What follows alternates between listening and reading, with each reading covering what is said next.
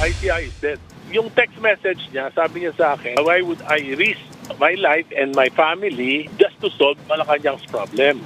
Kabayan, wala ng credibility at patay na ang ICI. Ito ang sinabi ni Senior Deputy Minority Leader Igay Erice kasunod ng pagbibitiw sa pwesto ni Bobby Singson bilang Commissioner ng Independent Commission for Infrastructure o ICI. Sa programang Story Tycoon ng One News, ibinahagi ni Erice na disappointed umano si Singson sa tila limitadong kapangyarihan ng ICI. Kini-question din umano ni Singson kung bakit niya tila inilalagay sa panganib ang kanyang buhay at ang kanyang pamilya para umano maging tagalinis ng palasyo.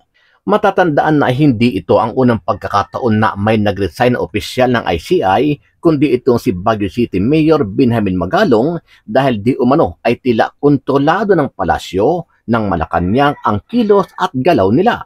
Dahil dito lalong nawala ng tiwala ang karamihan sa mga Pilipino at ilang grupo na hindi talaga mapagkakatiwalaan ang investigasyon na isinasagawa ng ICI dahil sa tila may pinagtatakpan ito. Ang ICI ay binuo ni Pangulong Bongbong Marcos Jr. para magsagawa ng investigasyon sa malaking isyu ng flood control project sa bansa. Pakinggan natin ang naging tinig ni Attorney Brian Husaka, ang tagapagsalita ng ICI. And I don't see any disgruntlement or any frustration on the part of Secretary Singson. Yun lang talaga. It's just because of the stress and the intensity of the work required here in the ICI. Samantala, dahil sa biglang pag-alis ng dalawang opisyal ng ICI, nanindigan naman ang ahensya na buo pa rin naman daw ang tiwala sa kanila ng publiko dahil kaakibat nila ang Ombudsman at DPWH sa paglutas ng malaking issue sa flood control at pagsasampah ng kaso sa mga di umano ay sangkot dito.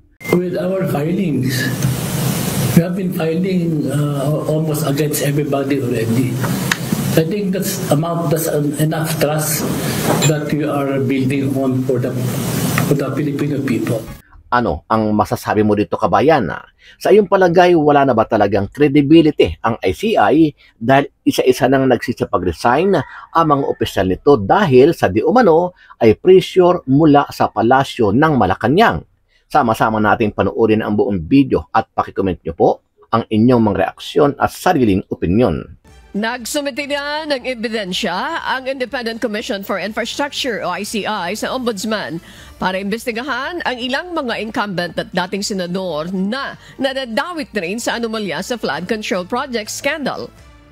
Kasama rito sina Senator Cheese Escudero, Senator Mark Villar, dating Senator at ngayon Makati Mayor Nancy Binay at maging si former Senator Grace Poe.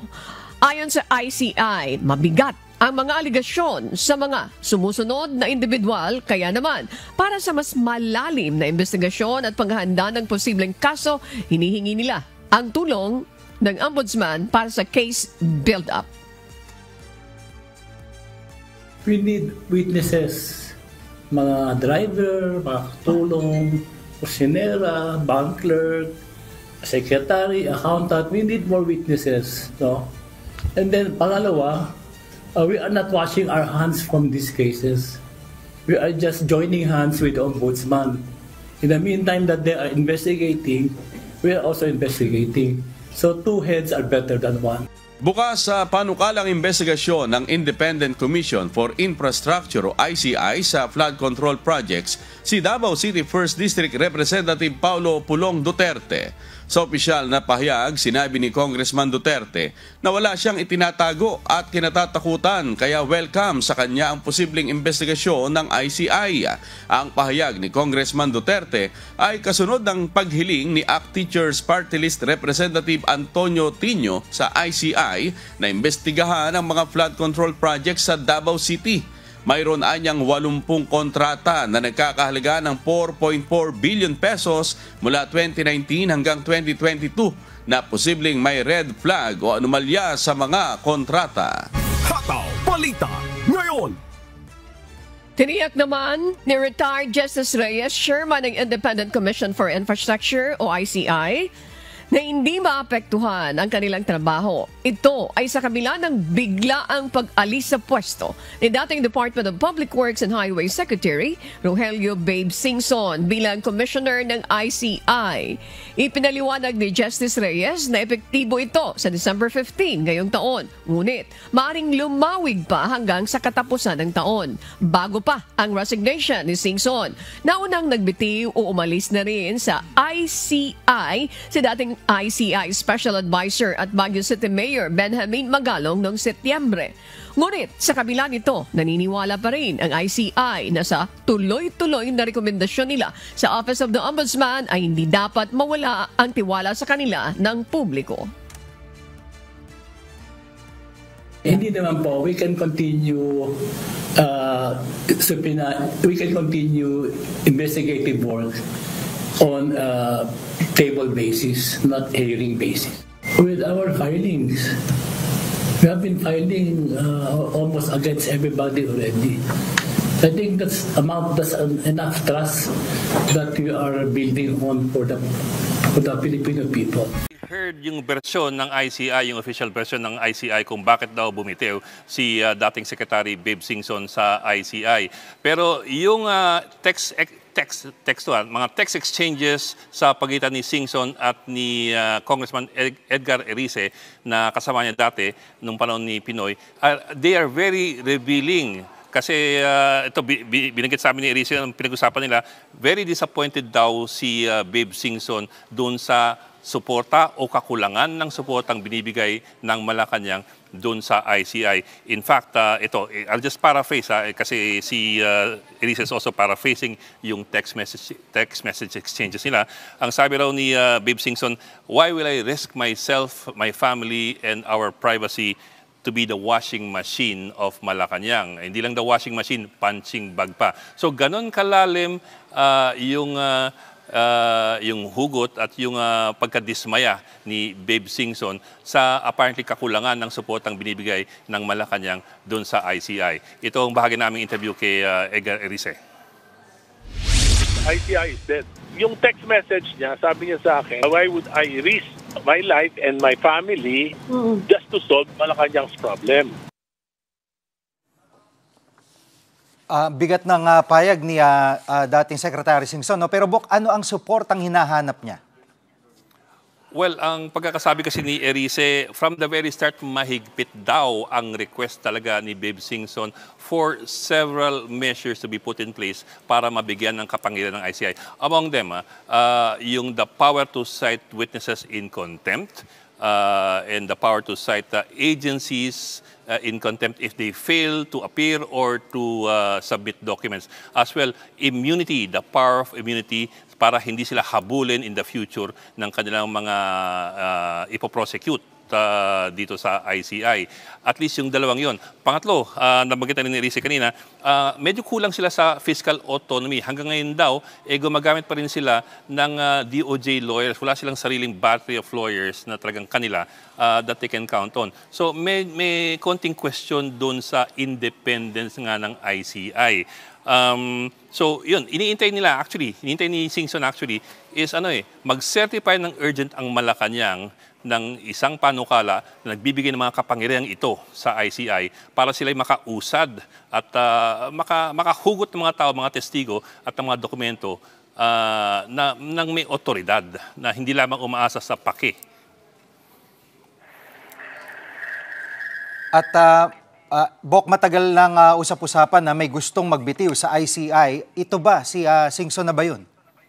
Well, that's interesting kasi it turns out that as early as October, mga October 7, nag-privilege speech si Erice and he revealed na merong isang miyembro ng ICI daw na gusto na magbitiw. October to and this was just 1 month after makreate ang ICI, which was created in September.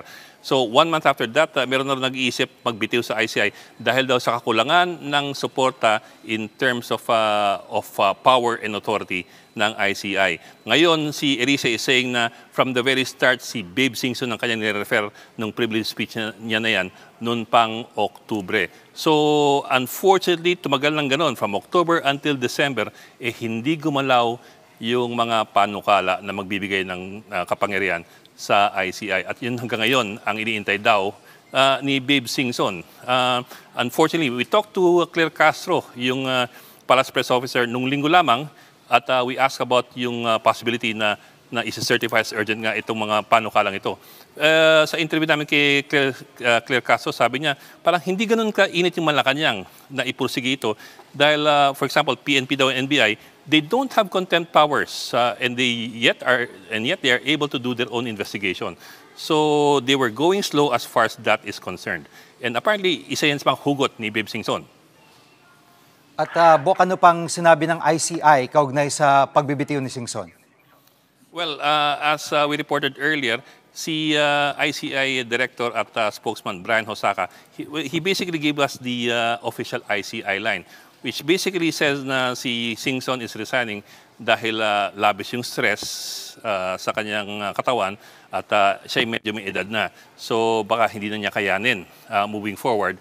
And also, basically, Hosaka was saying na naibigay na naman ni Singson ang kanyang expertise doon sa komisyon as a former Public Works Secretary. So as far as that is concerned, prosecutorial na yung next step ng ICI at okay na, naibigay na ni Singson ang kanyang contribution.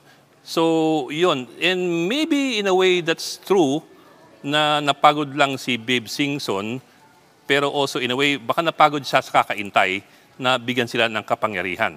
But anyway, ito ang bahagi ng aming interview kay Brian Hosaka. Nagkakasundo naman yung tatlo. And I don't see any disgruntlement or any frustration on the part of Secretary Singson. Yun lang talaga. It's just because of the stress and the intensity of the work required here in the ICI. Tiwala si Department of the Interior and Local Government Secretary John Vic Remulla na mahuhuli din si Saldico, isa sa akusado sa maanumalyang flood control project sa Oriental, Mindoro. Ayon kay Secretary Remulla, gagawin ng pamahalaan ang lahat ng legal remedies para madakip ang nagtatagong mambabatas sa kabila ng extradition challenges. Sa huling impormasyon, sinabi ni Remulla na nasa Portugal si Ko at may hawak na Portuguese passport. Samantala, handa din daw ang kalihim na isilbi ang warrant of arrest laban kay Senator Ronald Bato de la Rosa. Ito'y sakaling ilabas na ng International Criminal Court o ICC ang arrest warrant laban sa senadora. Si Bato ay naharap sa kasong crimes against humanity kaugnay sa umano'y extrajudicial killings sa war on drugs ng nakaraang administrasyon.